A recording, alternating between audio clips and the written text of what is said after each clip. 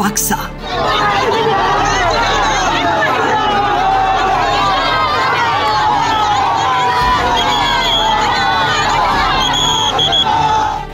অবৰ্ণনীয় পৰিস্থিতি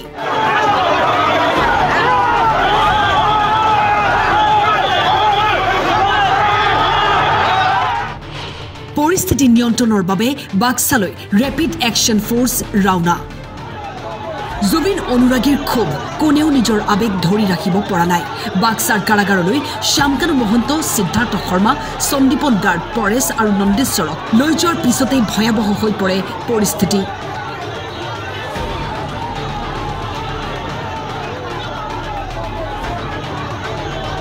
উত্তেজিত ৰাজ্যক নিয়ন্ত্ৰণ কৰিবলৈ শিলাবৰ্ষণ শূন্যলৈ গুলীচালনা কন্দুৱা গেছ নিক্ষেপ কৰা হয়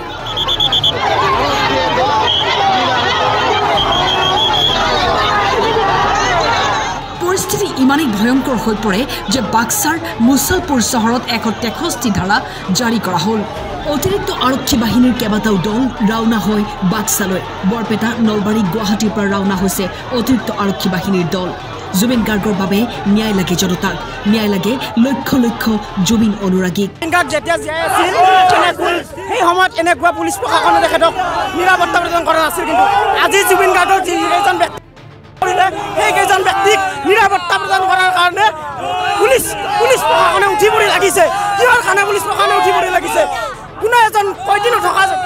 জেলত তেখেতসকলক ৰখাৰ ব্যৱস্থা কৰিছে আমাৰ এটা ব্যৱস্থা কথা আমাক ন্যায় লাগিবই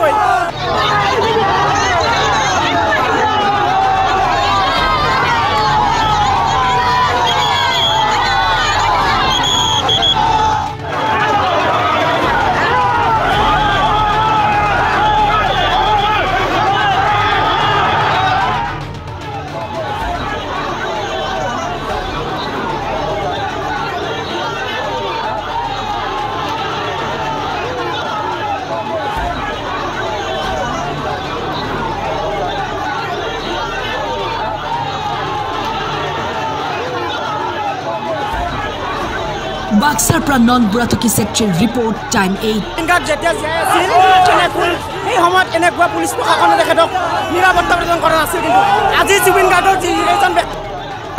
সেইকেইজন ব্যক্তিক নিৰাপত্তা প্ৰদান কৰাৰ কাৰণে পুলিচ প্ৰশাসনে উঠি পৰি লাগিছে কিহৰ কাৰণে পুলিচ প্ৰশাসনে